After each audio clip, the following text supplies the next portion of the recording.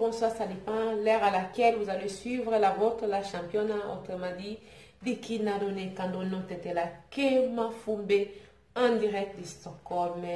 Grand coucou, n'a pas abonné, nous sur Dikina TV, partout dans le monde, ici quand vous allez, n'a spécifié nos gros coucou, vraiment, partout, abonné à Kalana, c'est vraiment, bisous na bino et outi vraiment et parle.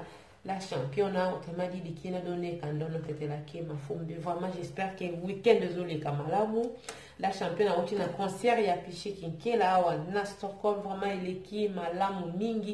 Tobini pour le coup yankolo. Merci pour notre pasteur Nyoso Bazala qui vraiment baki pour intervenir. Et puis merci na Rema Web, monsieur, madame Rema Web, na dengue bozali ko salaka ba manifestation ils allaient kotombola combo ya Zambé. Là je vois ba sponsor officiel ya Dikina TV mon vieux Benz na kati ya Panama via lobi non petite sœur na kitina na ke vacances na pe misanzoto ya liango na kanda ya mbongo na moko ya liango vraiment na kanda vigno so ya mo. Donc il y a un temps pour travailler, un temps pour faire quoi, pour se relaxer. Et là je vois encore une fois de plus c'est madame Odimba Maman Mapango. Vraiment, si vous allez, il y a un sponsor officiel de Dikina TV. Merci pour l'union.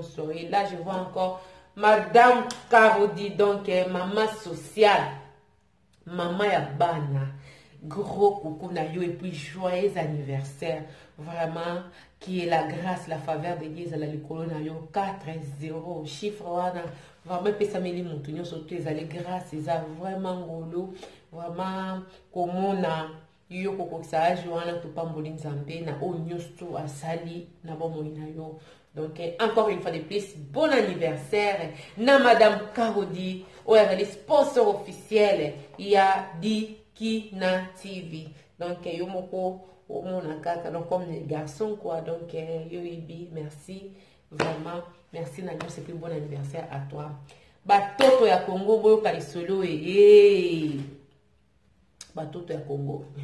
Et solo titre na ezali la vérité blesse. Jeune garçon, nalo ba tonton non quoi bana. Donc si je peux dire pourquoi parce que les garçons à 31 ans par rapport à la qui donc voilà pour le respect na bengi non quoi bana.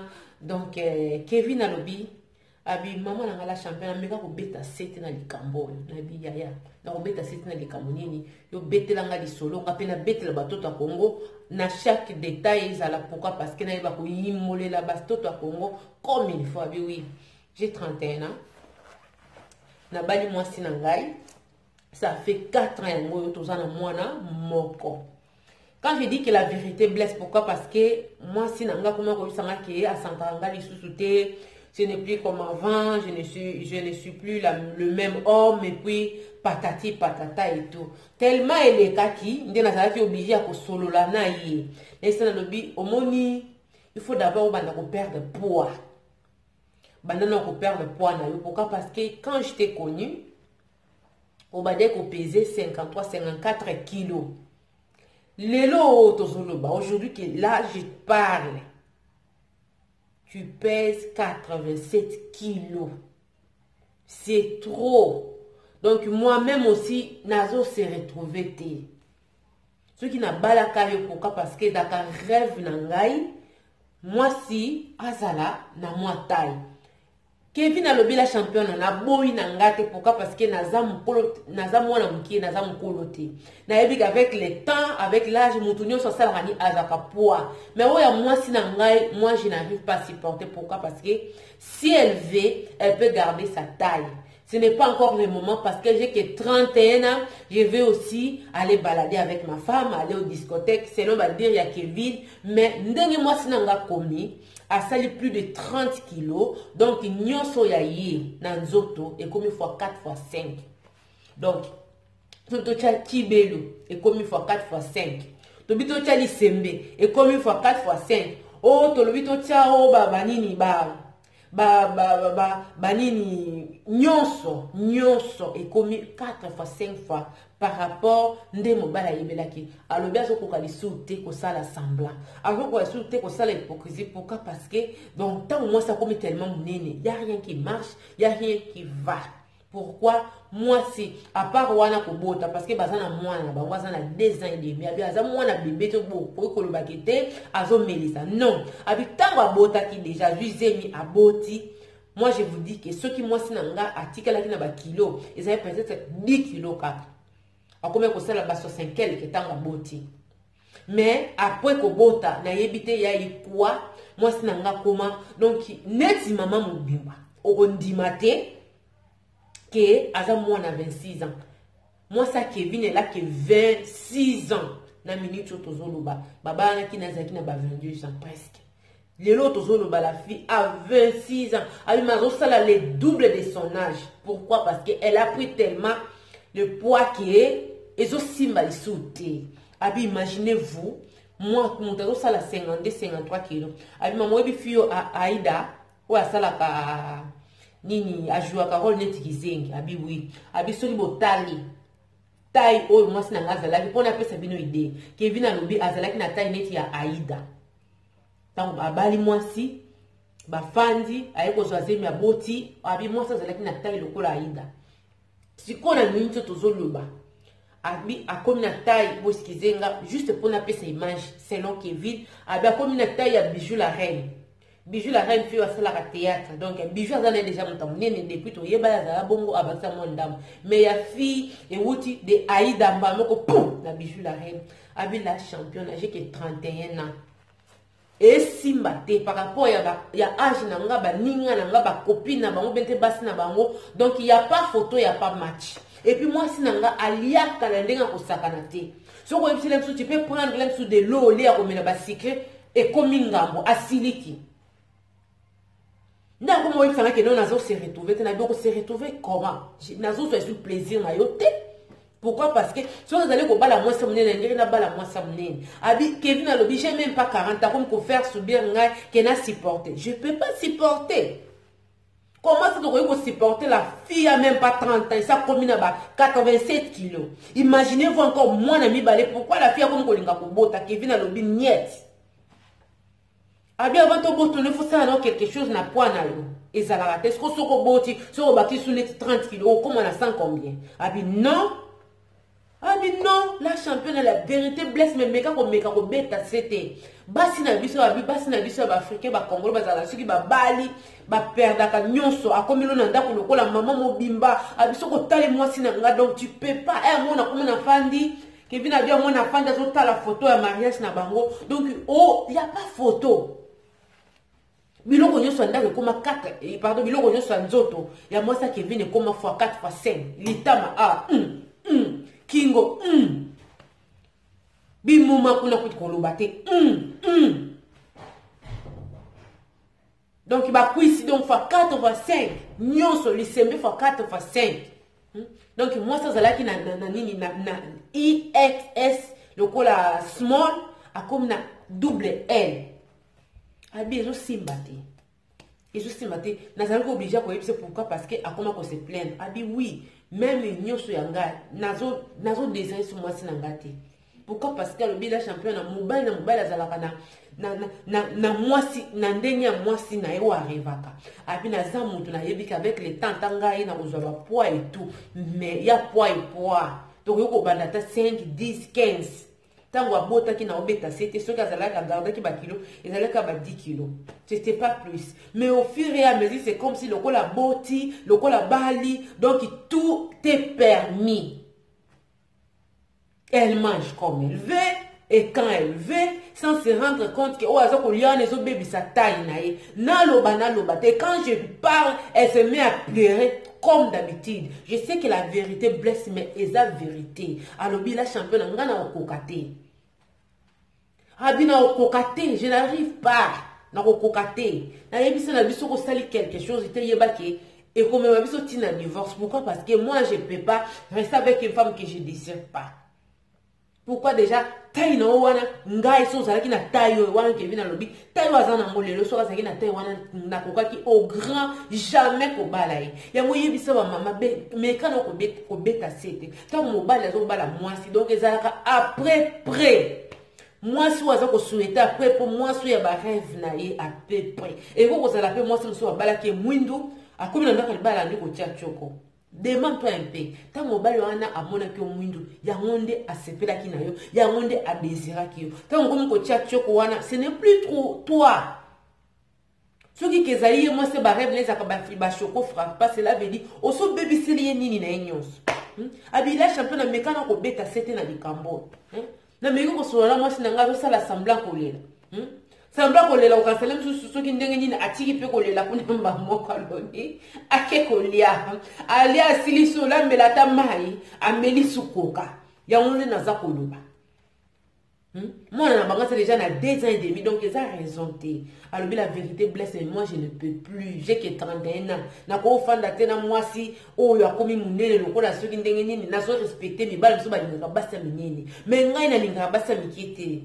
Tant on a coûté na elle pesait 53 kilos. Même si tant on a bandaki nini oyo koke de voir maintenant tant a tombaki enceinte donc eza yango wana ba pona yango wana. Abi donc kazala ki mwasi oya soué na ngai ya banjar na ngai ya bangu na ngai oyo kozwa mwasi memi na maboko na etu etu mais lelo akomelinga libungu tongo na ndako et elle fait rien du tout pour arranger la situation. Elle fait que manger. Je crains que au sala nini oko baxele kaka ba kilo soki na lobi aza koloba azolela ata bino moko batoto ya Congo Kevin a lobi moi si baba na kina na ba 5 quelques kilos l'autre jour moi ça zo peser 87 kilos 87 kilos habillé abina liro tozo kende jamais et que vous me le divorce. Pourquoi? Parce que moi si nazo comprendre elle croit que tout est fini. Pourquoi? Parce qu'elle est mariée, elle a l'enfant, donc tout est fini. Mais pour Kevin dit que pour moi c'est juste le début de ma vie. Donc je peux jamais aussi sacrifier ma vie, avoir une femme que je ne désire pas. Abina boy na nga ke no beta na gauche ko beta na droite. Pourquoi? Parce que c'est le moment où je te parle. Il y a moins de comment vie na ngai.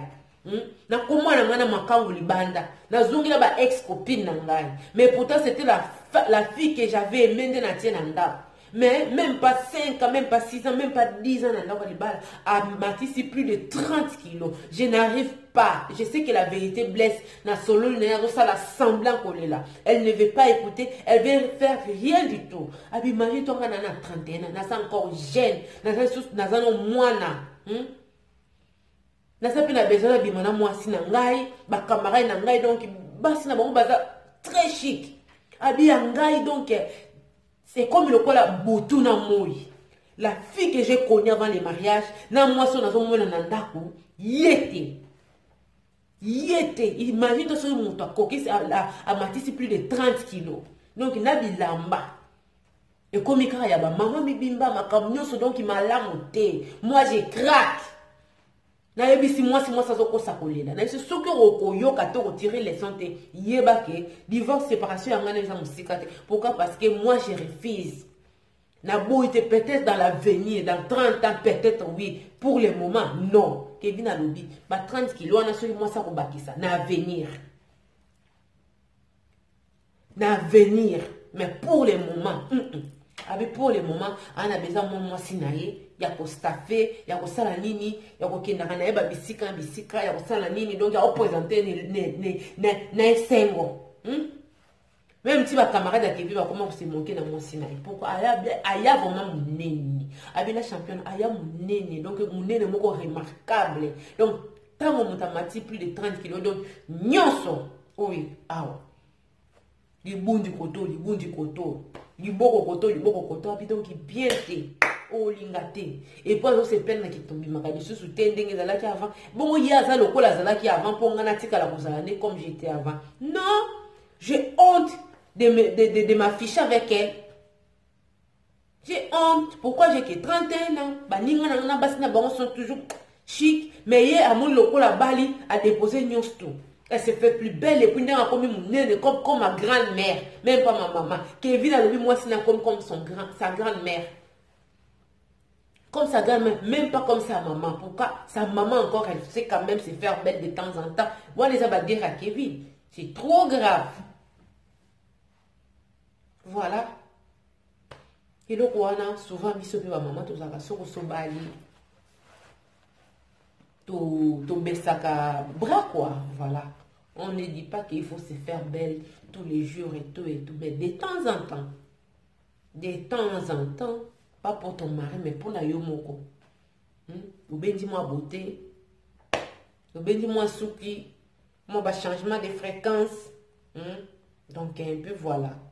Je sais que mon mari n'apprécie vraiment pas comme des garçons, coiffure à mes coups, c'est boué. Alors, vraiment, t'aimes, ils ont bien à mon community concert. La bébé Mishka, les cabozonga, donc les cheveux te dérangent vraiment pas, donc on a un pénard, donc voilà. Donc, mon co, c'est vrai, c'est pas facile. Biso nyonso tozo bundaka pour regarder ba kilo de ki tena zaka mutamnene ngaza na pantalon na ngamu ko ya rouge ba toto ya on appelle ça nos conseils na moto peut-être ali ko garder taille quand on dit ko garder taille oui bien sûr qui non bon plus 7 8 là quelque part et les caté ngaza na pantalon na ngamu ko rouge na tambola kana ngo bisika nyonso nakendaka nango Kisangani, nakendaka nango Angola, nakendaka nango Kinshasa, ezongi Suède. Donc pantalon nazala nango depuis nazalaka na 24 ans. Oui. 24 ans de pantalon. Donc en gardant pantalon on a plus de 10 ans. Pourquoi? Ngamou nazaka. Ceux qui n'ont lati pantalon na mon peut-être que et comme quand on a passé na déjà que na franchi déjà ligne, na franchi ligne, il faut na sala ligne, na sala attention pour na sala ligne, pour na koya vraiment unité. Ngai na misérable na ngana na pantalon na rouge. Donc mesurette na ngana kenda kana ngo bisika nsusu na bike non nazo kende sika to tika la kuna nsusu ina ne 2 ans na mimarango. Na mimarango moi peut-être ba vacances, mon des allem sur 2 semaines, 1 mois, non là non mais maté. Mais son na bike na kiki sangani bo to sala 2 ans. Jamais mon pantalon avec moi. Donc on a qui Angola bo to sala bambula na mimi pantalon na ngai. Pourquoi? Parce que kanga pour garder ma taille.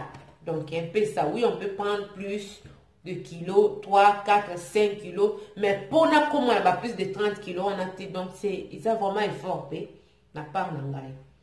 Ndenge Kevin a lobé ça na mibali misusu balingaka basi ya mibali ya minene. Oui, ça mibali misusu yekaka basi ya ba grand car. Là, on respecte aussi leur choix.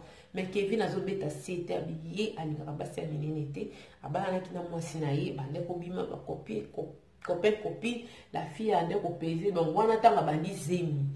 Banda qui n'a pas 52, 53 kilos. Au moment où je vous parle, elle pèse 87. Kevin a le bien de mange. Sauf que moi, ça salé quelque chose, était à cause de la nini. Il est prêt à cause de la nini. Moi, c'est pourquoi? Parce que il ne peut pas rester ensemble avec quelqu'un pour paraître comme sa grand-mère. Donc, c'est un peu ça. Ma chérie, il a évité téléphone, il a eu un message, il a se retrouver. Donc, il va quand même qu'on garde à peu près. Parce que tant qu'on a un mobile, à l'ingio, comme tu n'as pas. Donc, dès que nous allons qui, avec les années, toujours bota, toujours cola.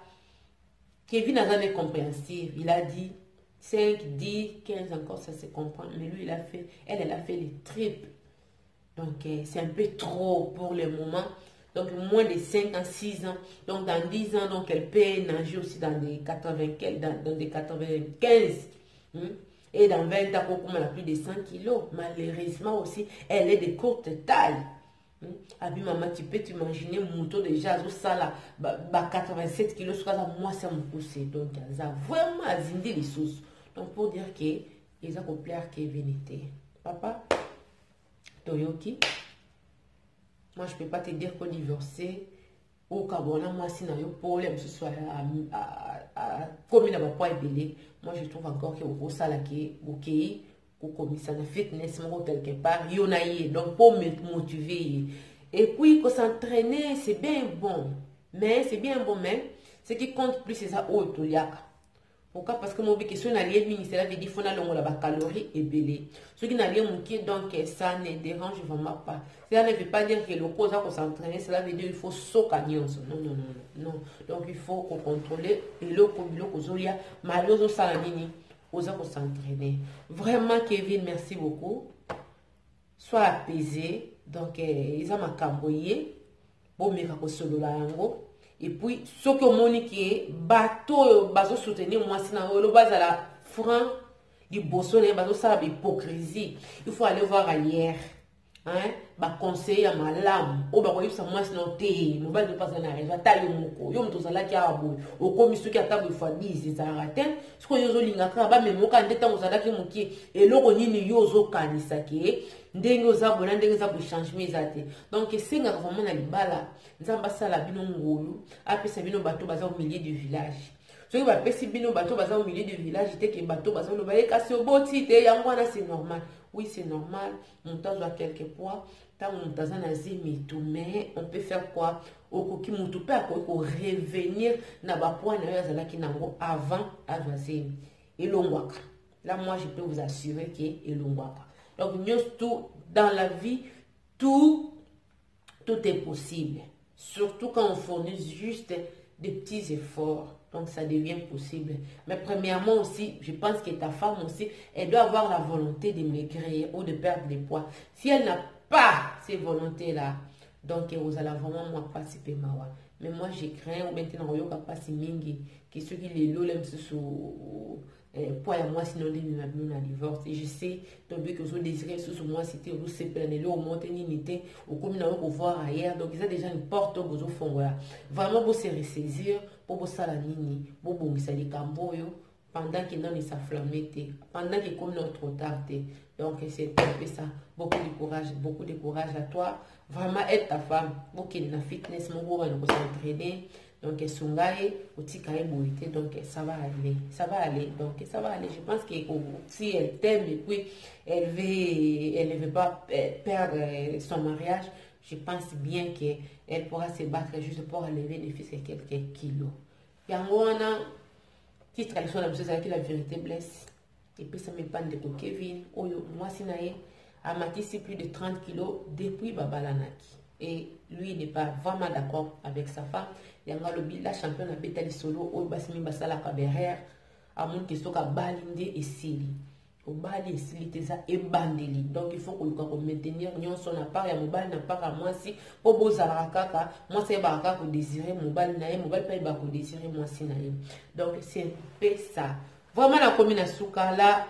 Je salue encore bah, nouveau abonné à Dikina TV. Bienvenue dans Ndapo Nabino. Vraiment, bah, gros coucou, bah, gros bisous. Partout dans le monde, ici, Kabozali. Wana Tokutani Mbala Sima. Namasola Kafu na Dikina TV. Ceux qui n'ont s'abonné, aimer, partager et puis s'abonner. C'était la vôtre, la championne. Autrement dit, Dikina donné, Kadono Tetela, Kema Fumbe. À la prochaine occasion. Bye bye.